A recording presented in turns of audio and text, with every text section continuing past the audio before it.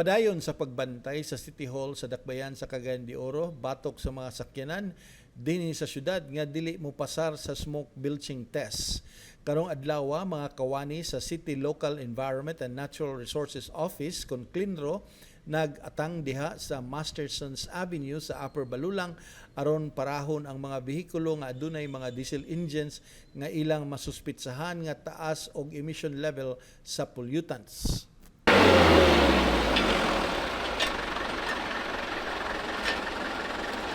Hey!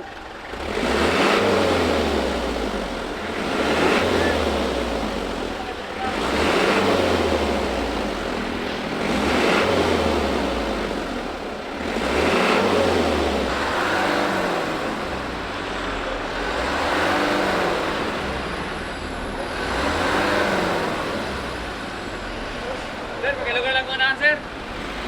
Balikilan niyo, sir. Balikilan. Dito lang.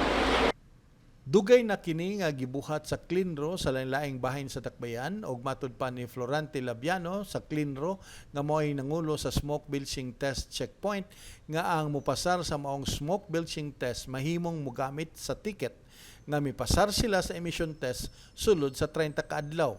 Ang buot ipasabot niini nga sulod sa usa ka bulan pwede nila ipakita ang maong ticket kung hunungon sila sa laing mobile emission test aron dili na sila moagi sa susamang pagsusi.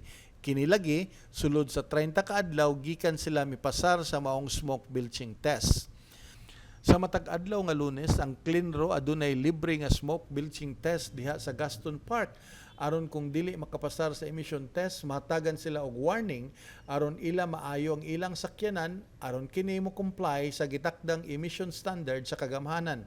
Hinuon sa pagkakaron, ang Clinro aduna lamang emission test machine alang sa diesel engines o gipaabot pa nila ang machine nga mo-detect sa makinang gasolina sa taas nga level sa hydrocarbons, carbon dioxide, nitrogen oxide, carbon monoxide o laing mga air pollutants.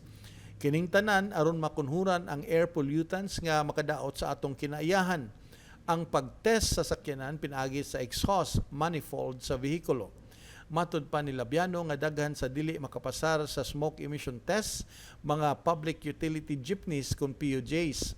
Apan matud pa ni Labiano nga padayon gihapon ang ilang pagbantay palibot sa Dakbayan aron mapatuman ang City Ordinance number 13102-2016 pinasubay sa Republic Act number 8749 kon ang Clean Air Act of 1999. Nag-report gikan sa Mastersons Avenue, Upper Balulang kini si Mauro Jose alang sa Jose Online News Magazine.